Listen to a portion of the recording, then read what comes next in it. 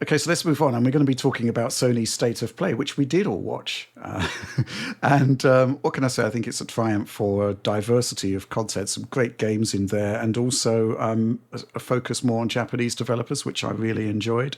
Let's take it from the top, John, because actually, I thought the introduction to this State of Play was probably the best I've seen, and I actually thought maybe there was some sort of new presentation going on for State of Play, but what it actually was just the introduction to an incredible looking game, right? Correct. So Enhanced Games, Mizuguchi's studio company, they're back. You know, Tetris Effect, of course, Rez, all many other things that they've worked on.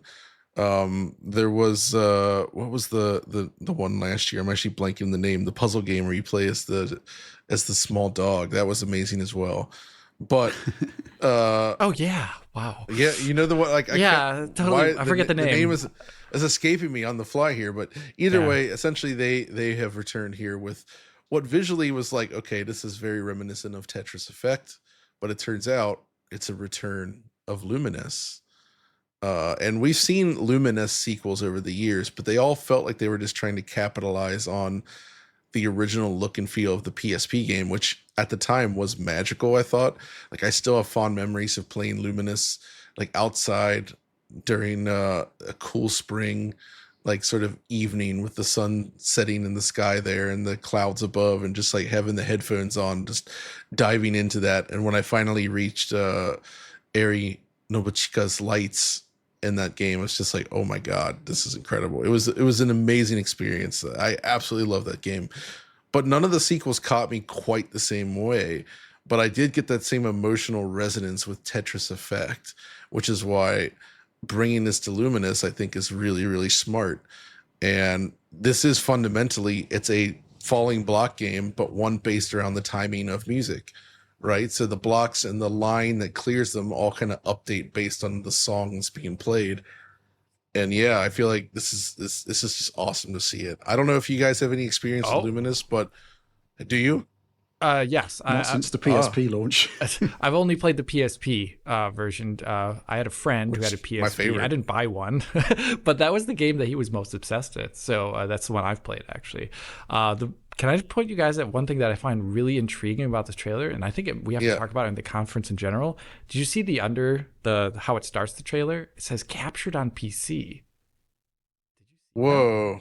At the start there? Yeah, it says captured on PC. And I find that totally unexpected. So I guess one thing that about this conference, and we'll talk about it later when we get to another game, is I guess Sony's pretty cool with showing PC footage at their conferences now, and also saying like, oh, this game's coming to PC as well too. Like I saw that at least for a couple of the trailers here. But as someone who is intrigued by this game, I'm also very now intrigued that it's actually going to be coming to a platform I'll play it on. So bravo, Sony, for showing off. You know, it's not a dirty word anymore, so I guess they can show it off now, and they did. So bravo to the team there. Cool. It's interesting because at the end of the trailer, it just says PS5 and PlayStation VR 2. And actually, the VR 2 stuff I find really interesting because if you actually go back and look at that initial introduction at the beginning of the trailer, you just think, my God, this is going to look incredible in stereo 3D. Oh, stereo, right. Yeah. So looking at this, you know, as a potential PSVR 2 title, I'm even more excited because, you know, this just looks incredible. And the audio was just astonishingly good. Yeah. Maybe it'll get a MetaQuest release as well, like that would Tetris Effect and other games. Humanity, by the way, that's the game I was thinking. Humanity, Humanity, right. Also on Quest. Plus, you know, obviously PSVR, this is coming. That'll be This nice. was a very good looking game, though. It could be pretty heavy to run. It just looked all the particles and stuff. Like I was, you know, maybe Tetris Effect was similar, so yeah, they managed to get it going on the Quest. So we'll see. But either way, yeah, looks awesome. Mm-hmm. Okay, let's move on. The next game, in actual fact, the next game in chronological order was Pragmata from Capcom, which. Well, John, take it away. Yeah, so this was a game announced, I think, during the reveal of PlayStation 5, if I recall, during that very first one where they opened with GTA 5 and then moved on to other games, including this. And there was a sense for a bit that Pragmata might go the way of Deep Down, which was the Right. game shown during the PS4's launch period, which quietly went away and never reemerged. And then Pragmata as well seemed, they showed it a couple more times and then it just sort of very quiet. Didn't hear anything on it.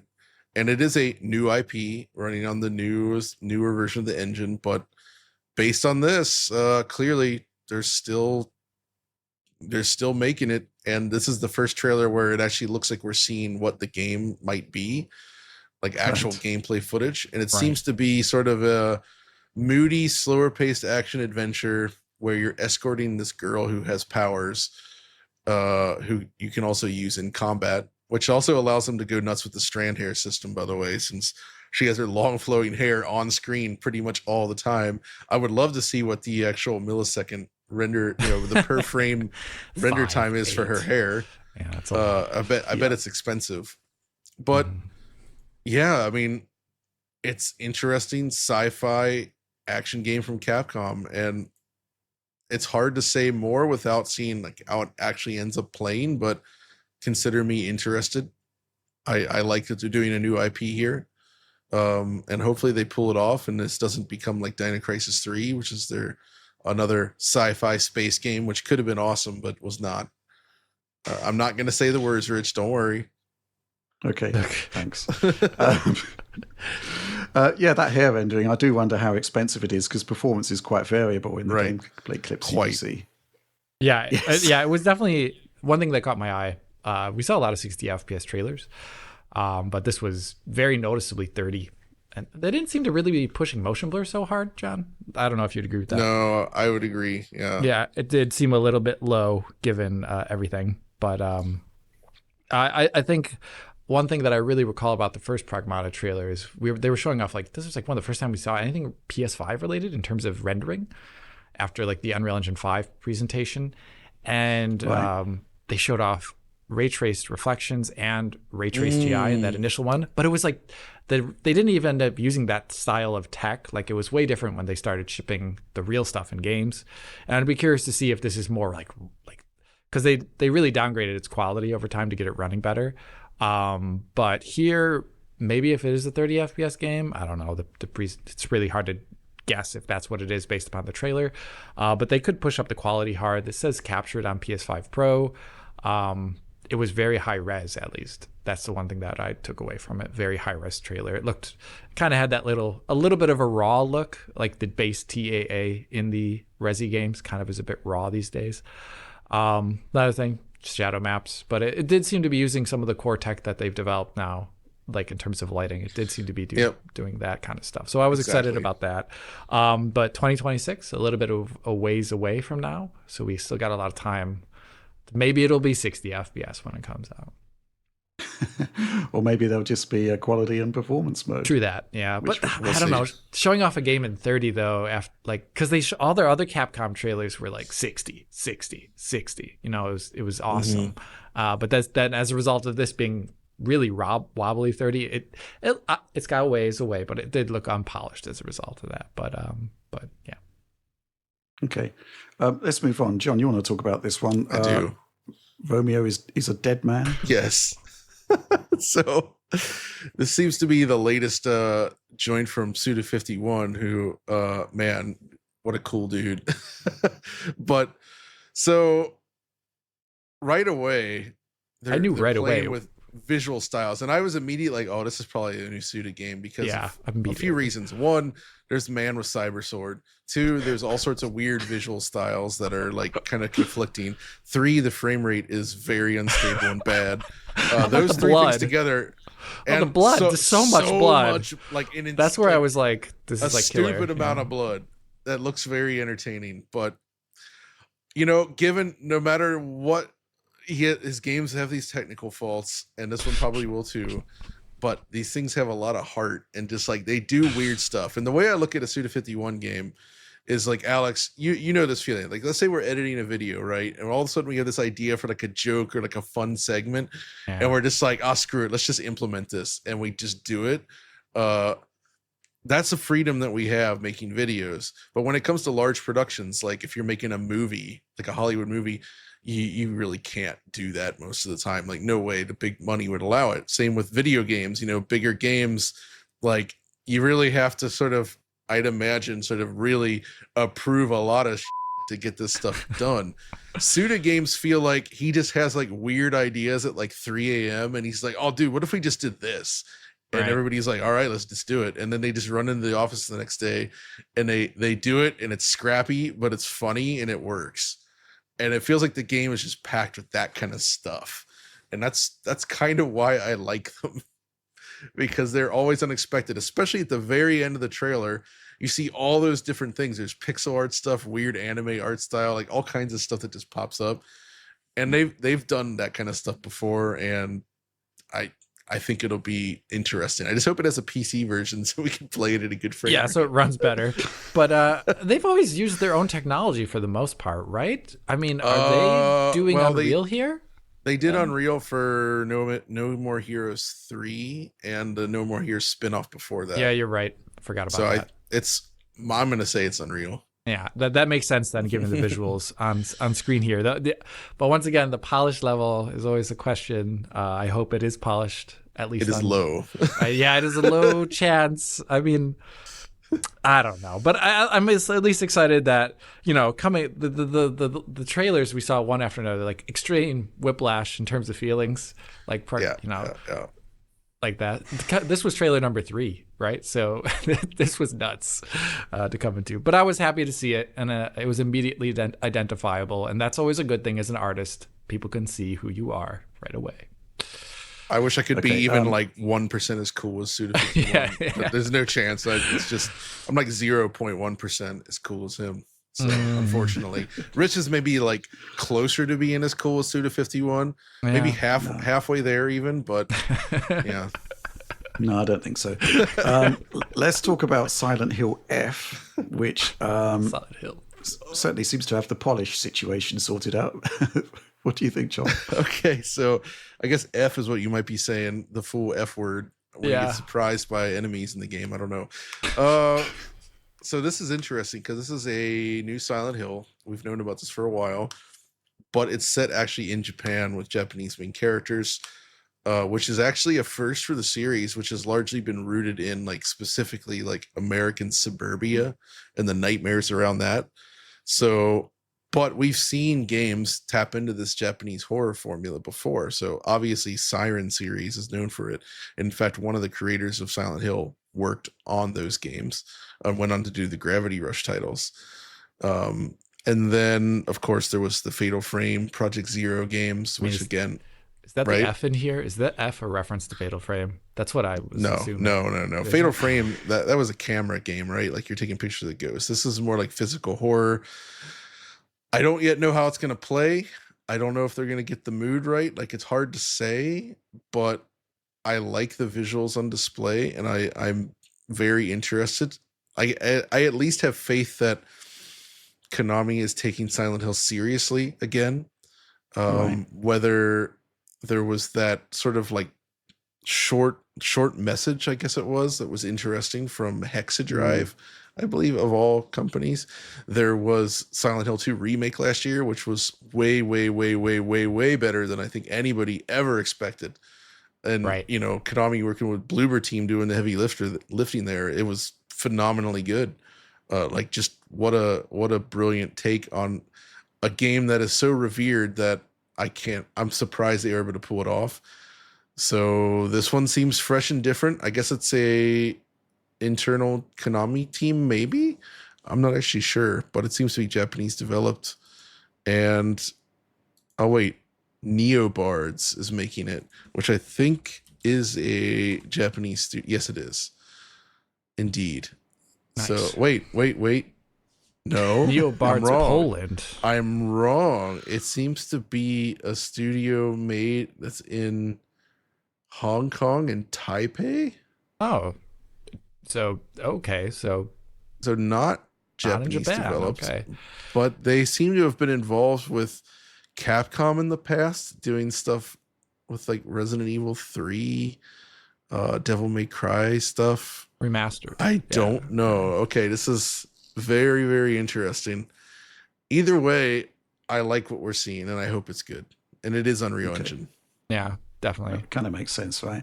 I mean, it does look technically proficient. I mean, captured on PlayStation 5 Professional as well. Alex, any thoughts? Was using software Lumen. I could notice that as a result. I mean, depending, they're going for 60, right? So yeah, that was also like the cutscenes were 30, but the gameplay was all 60, which I think is on a, like when you're targeting a specific platform, that's a pretty reasonable thing to do. On the technical level, I didn't really have much to say about it other than it, coming after some of the other trailers before this, where it's like wobbly. This one was actually pretty consistent, and I did think the cutscenes looked pretty creepy. So very, very good looking. I think we need a wobbly badge. Wobbly. I describe things as wobbly for some reason these days. I don't know where it came from, but I love it. Wobbly 30. Wibbly wobbly. Wibbly wobbly. Oh dear. Let's move on. Let's talk Bloodstained, which looked pretty impressive, I think, John. Well, impressive. It's more like it's nice to see this back. So Bloodstained, Curse of the Moon. Curse of the Moon was the Curse of the Moonlight? No, there was the ones done by Inti Creates, which were the pixel art games. There was the main Bloodstained game from Igarashi's studio, and that game was originally kickstarted. It eventually came out after a long development cycle, but they've been pretty quiet since. And I guess we were waiting, like, are they going to sequel or are they doing something else? And well, they're doing the sequel. At least I didn't know that this was being made, and they finally showed it off. And I think it looks like a noticeable visual improvement over the original game. But that original game was not played because of its graphics. It was played because it was an awesome game from like one of the fathers of the Metroidvania genre, of course. So yeah, I, just based on that, I'm excited that it exists, and I will be watching it, even if, there's nothing going on here that feels like technically amazing. It just looks well executed, and as long as it runs well, I'm fine. I'm happy. Well, you say runs well. It looks like it's running unlocked to me. Yeah, and so that is the concern, right? The frame rate in the trailer ain't great, but we often see that kind of stuff in these trailers, and in the end, the original Bloodstained ran fine on everything except Switch. Maybe I should try that on Switch too, but it wouldn't fix the bad graphics because the Switch version was massively pared back as well. In addition to running like hot garbage, so maybe this will be on Switch too. I don't know, and it can run like garbage again. We'll see. Alex, keep up that anything legacy. To add? No, I don't have much to add. I do think the first game wasn't the best looking visually. No. So this looks like a step up once again, but nothing that really stood out to me other than that I thought it was more visually consistent. I think the first game just lacked like a level of consistency, and I don't know why that was, but this one looks better at least. So that's all I have to say. I love the visuals, but I think you do have to be at 60 for them to be sort of to actually work as a presentation. Okay, let's talk Metal Gear Solid Delta Snake Eater. We had a gameplay trailer, John. We did. I guess this was the most we've seen of it yet, and this is the first trailer where it feels like, oh yeah, we're actually seeing the entirety of the game finally. Like they're showing stuff from across the whole game, all the way up through later sequences. And first of all, for you two fellows, have either of you actually played through this game, like all the way through it? Not to the Not end, completely, no. Really? Okay, so this was, at the time of release, one of the most just like awe-inspiring games I'd ever played, just in terms of the sheer amount of stuff that they did in it. I mean, you hear stories about things like the end, right? With that battle with the sniper in the forest and all the weird ways that you can encounter him. But like the whole game was filled with creative stuff, and it was super long too. Like I could hardly comprehend how they were able to get so much unique stuff crammed into such a game at the time. Like it really was just an incredible achievement. So much so, like if you haven't played it, I do recommend it if you ever had the time, but it is great. Maybe play this version. Pardon the F word there. But that's just how darn good it is. That's how good it is coming in. Yeah. But I will say this trailer disappoints on one aspect. It's 30 FPS. So this is an Unreal Engine 5 joint. It does seem like they're adapting a lot of the animation stuff and the framework of the original game, actually. And even though the original on PS2 was also 30 FPS, I was kind of hoping that they would be targeting 60, and they may still. I actually don't know. Maybe that's even already being announced. Maybe there'll be a performance mode. Silent Hill 2 had a performance mode, though that wasn't great. And that was also Bloober Team, so it doesn't really have any bearing here. But if it's just 30 FPS, especially without motion blur, I would be a little bummed out because does look a little framey from through a modern lens. Even though the actual visuals on display, I think, are largely very, very good. Even if it looks a little bit, I don't know, it's weird at times because it was such a stylized game, but also hinted at realism in its own way. So, but I so far I'm at least cautiously optimistic about it. Mm-hmm. Okay, cool.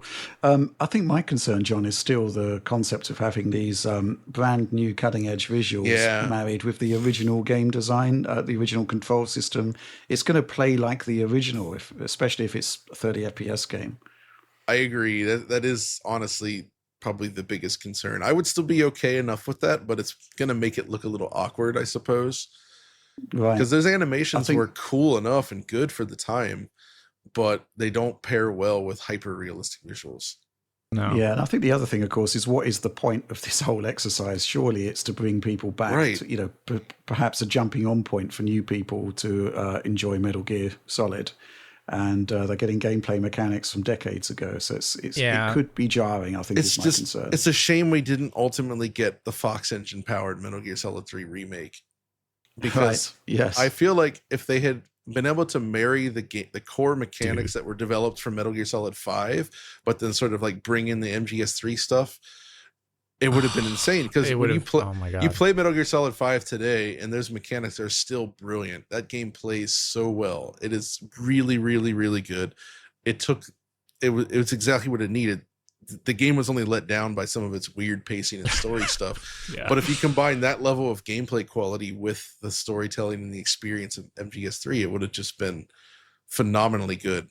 But instead, we're getting sort of a reskin. Versus, say, what Capcom has been doing, right? That's what I was kind of hoping for as well, what Capcom's done in the past with like the Resident Evil remakes. You look at something like Resident Evil 4 and it's still spiritually connected to that original game, but they revamped it all. It's its own thing that stands alone. And that would have been awesome to see here. And I don't think we're necessarily getting that.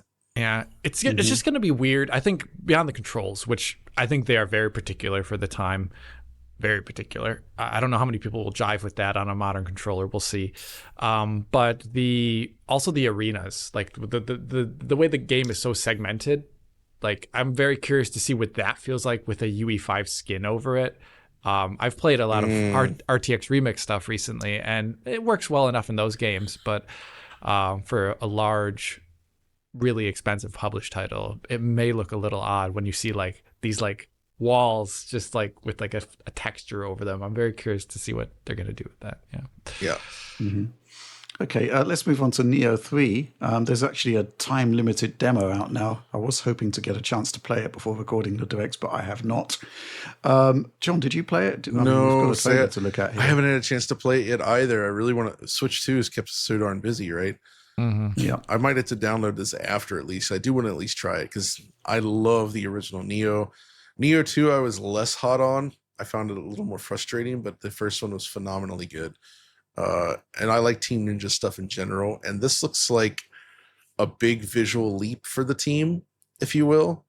And it also looks rather performant, mostly, compared to what they've been doing recently with stuff like Rise of the Ronin and various other games they've put out. So, I don't know. I'm happy they're revisiting Nioh again. Because second to Ninja Gaiden, this was like the other best sort of action franchise from Team Ninja. And even though it is ultimately very much a Souls-like in many ways, Nioh always had its own feeling to it. And they did a lot of unique stuff that made it stand apart from just like being a quote-unquote Souls-like. In addition to being, I would argue, the Nioh games were harder than anything From Software has done, save for maybe Sekiro. Sekiro was also pretty brutal in a good way. So I don't know. I'm excited to see it. Mm-hmm. Alex, thoughts? I mean, it seems like they're doing kind of what they did before, at least, where they have like a 30 FPS cutscene set up with 60 FPS gameplay, which it fits really well in the trailer. One thing is that they've like in the recent engine outings, they've started adding in features that seem a little bit out of place. Like Oliver's covered them, and like they add in like ray trace reflections, but it only applies to this one pond and this one scene. Really weird. But I guess that's them getting maybe everything in order to make a better game down the line in the future. And I hope this is what it is. I haven't tried out the demo. Is it only a PS demo? I don't know. Is it only? No, either. Been a bit too busy. Okay. I don't know. I probably. Okay. Well, in that case, yeah, probably. It would be interesting to see what it is like on a base PS5, because some of their games have had some like strange resolution setups. They've used like checkerboarding in the past. You know, it'd be really see if they actually finally aligned to more current generation expectations regarding image quality, regarding performance. And at least historically, I would say the Nioh games are probably their best performers. They've had some issues with some aspects, like, I don't know, totally weird camera stuff in the first game, I recall. But like, I'm hoping they're all over those humps and we get like a really polished game here. Okay, so the final game that caught our attention for a specific focus was 007 First Light from IO Interactive. And interesting disclosure to begin with on this one. Alpha footage powered by Glacier, which is their quote-unquote bespoke engine, mix of gameplay, cutscenes, and in-engine footage. Kind of says to me, Alex, that probably it's the PC version. Probably, yeah. Behind all of that. And it is, I mean, pretty much, I mean, we were talking about this earlier, weren't we? It's pretty much the first thing we've seen new from IO Interactive and for the Glacier engine since the RT upgrade for Hitman 3, which became Hitman World of Assassination. So grounds for some excitement here, I think. But I'm curious what you think of this whole presentation. Well, there's so much to talk about here. I think when this was announced, we were really excited because we find those Hitman games, like with their systemic design and their freedom, it does seem perfect for a secret agent simulator. Almost. And also the humor. James Bond films can be pretty humorous. I think there's a lot of humor in Hitman. It seemed like a great marrying. And then now the trailer comes out and I'm like, at this one time, I'm like happy, but I'm also a little bit worried. So it's great. Like on a tech side, there's a couple things to point out that are, I don't know what to make of them right now, because when we saw Hitman 3, or now what is Hitman World of Assassination, they brought out those ray tracing features, and I really thought they'd be pushing more in that direction. But it was one thing that was pretty absent from the trailer in a visually obvious way. The game currently, as they showed it off here, was using just like actually pretty janky shadow maps all over the place. Like there's like cutscenes like where it's just like flickering all over Bond, and it's like, oh my goodness. So they're at least showing off something that I would say is very real, at least, and work into progress. That's cool. I also think in terms of cutscene quality, their games haven't really been so focused on cutscenes for a while now, but it is a Bond game, so it has to tell a story. So it seems like they've got like scanned actors in there, and the animation quality's up, and they are doing directed cutscenes now, which look, I would say, pretty good, all things considered. But then you kind of get to the gameplay, and I'm excited because I think IO can do this well. But at the same time, I'm afraid that we're going to get something overly directed. I don't know. We'll see when the game comes out. But the trailer was very like, it reminded me of a little bit of an Uncharted game, and I was like worried that it would be like about like light stealth with a lot of punching and shooting instead of like there is indeed light stealth and a lot of shooting and violence. That's for sure. Yeah, but but the Hitman games, they are not light stealth. I'd say they're heavy stealth, and they're heavy and they're heavy also environmental interaction. And I thought maybe this would be a great showcase of all the really cool physics they've had in their engine for so long now. The Glacier engine has that like physics benchmark you can run, and it looks amazing, but the games barely ever use it. Like yes, so it's like the weirdest thing ever. They have this amazing physics engine, but they barely use it. So I was curious to see if we would see more of that, but it was a little bit less of that and a little bit more cinematically driven combat. So I don't know. Drake Nathan, and it didn't help. I mean, I get it is young James Bond, but the actor, praised their skills, but my goodness, I said it to John. This guy looks like a Marvel dude. Like he looks like Marvel dude. And, He's a Marvel man. And but that's fine. I don't know. What did you all think of this? I'm interested, but I sounded a little negative there. I'm sorry. Well, this is the youngest Bond I've ever seen. I'm not sure I really like that direction. Have you not watched James Bond Jr.?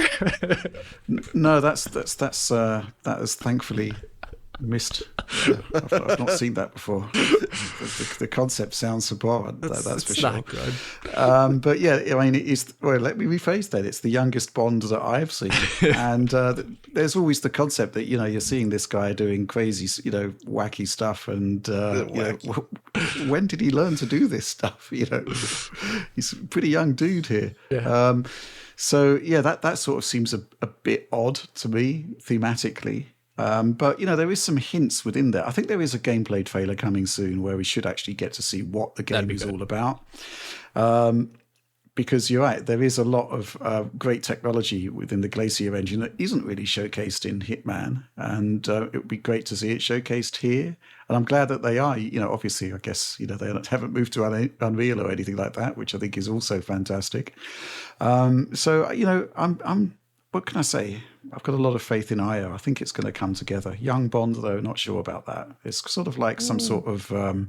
it's like Henry Cavill has been kind of merged with some sort of younger dude to produce what we're seeing here. I'm not quite sure it works for me. But, obviously, it's just a trailer. Any final thoughts on this one, John? Yeah, I mean, I think it looks quite nice, actually. I have some of the same complaints as you guys, but... I actually do like Uncharted games. I think those are a lot of fun. And I feel like if this is an Uncharted style game, but with additional depth layered in, courtesy of, if you're basically combining elements of Hitman with elements of Uncharted, it sounds like a good old time to me. Like I really have no issues with that. And frankly, I love the Hitman game, but it's essentially like a simulator of stealth in the fact that it's all just these separated, disparate maps that you load up. I never felt like they managed to tell that much of a coherent story in that reboot of Hitman, or really any Hitman ever. So they needed to tell a story for a Bond game. It wasn't going to work otherwise. And so they obviously had to do that. So that's going to influence the design as well in terms of how it's paced. I'm okay with that. I was also happy to see some crowd scenes because IO has a nice history of big crowds in their games, going all the way back to like Blood Money. Even on PS2, where you have this the New Orleans stage with like hundreds and hundreds of dudes walking around. It's quite cool. So they've definitely brought that in. I am a little surprised, in addition to James' moves being like so suave and also extreme at such a young age, why does this young whippersnapper get to drive an Aston Martin? Who knows? And also, maybe there will be a story-driven cutscene to tell us. Yeah, hopefully so. Yeah. So yeah. That's the thing, and like you said, Alex, he does look suspiciously Marvel. Yeah, I think it's just the DreamWorks smile he's giving that really.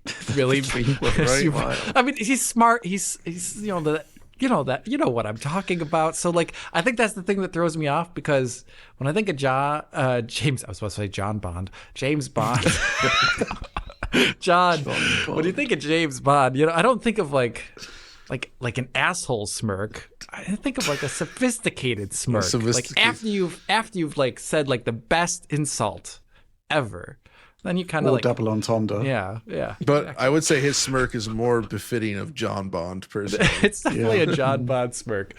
But I don't want to insult the actor. I want to see the game. But it did leave me a little worried. But I'm fine. Okay. I'm fine. Okay.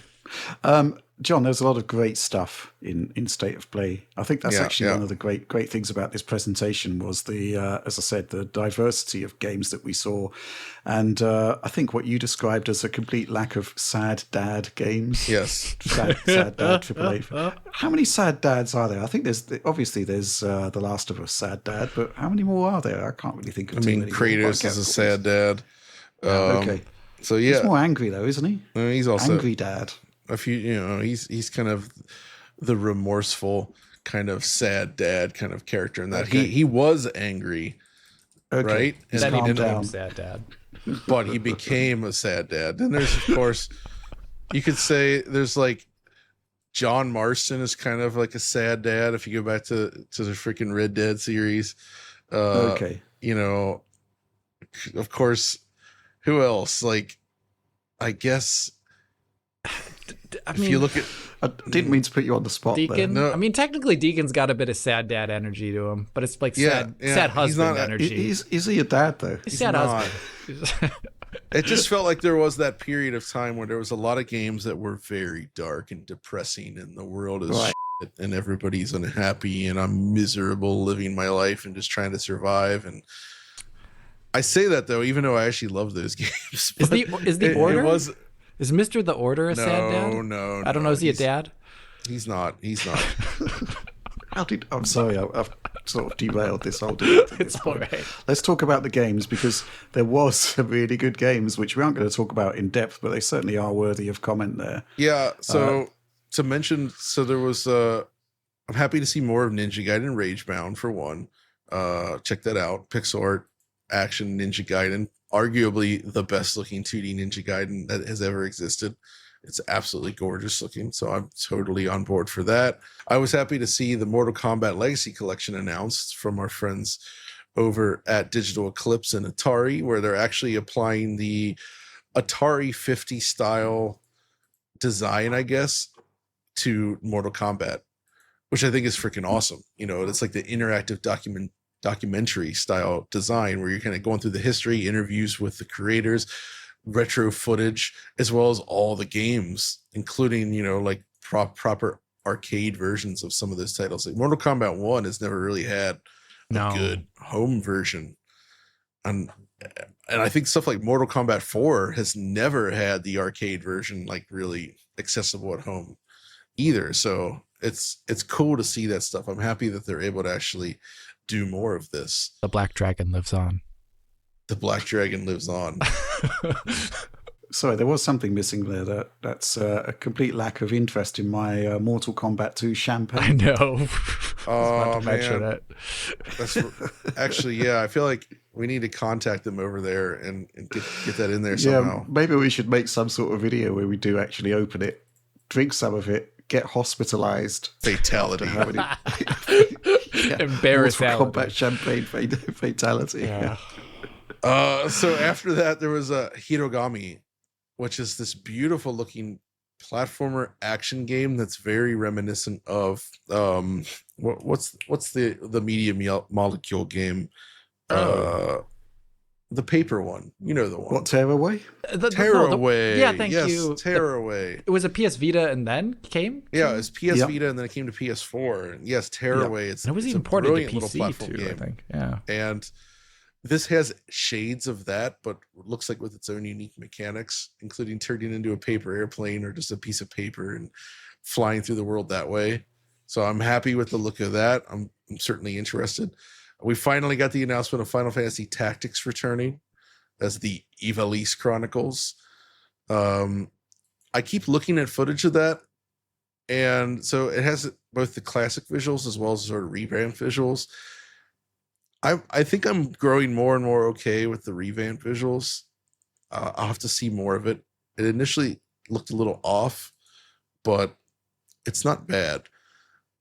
I don't know. We'll see. I will say, though, that I always liked the way this game looked on PlayStation 1. I don't know if you've seen it on there, Alex, but it's got beautiful 2D sprites, but then somehow the backgrounds, which are 3D polygon backgrounds, the texture work makes it almost look like it's also pixel arty to a degree, but it all runs at 60 FPS and it just has like a really fluid, smooth feel to it, which was unusual for that system at that time, which is why it's odd that the trailer was presented at 30 FPS because the original game is 60 and it should be 60, and it would be weird if it was not 60 in this new version as well. I'm sure it will be. I hope it is. Famous last words? I don't know. Thief VR, anyone? That's cool. I don't have a good VR setup. I would probably, like John, have to get the MetaQuest 3 to have a good VR setup and more space. Right. But seeing a Thief game, and I really think if you're going to evolve the genre, you got to be in VR. that's the best way to do it. I'm very interested in that. So Thief has had a rough go in terms of coming back. The Thief 4, whatever it was called, wasn't that well received. And then the series kind of disappeared again, right? And I feel like making a VR game of Thief is not necessarily one that's going to draw big crowds.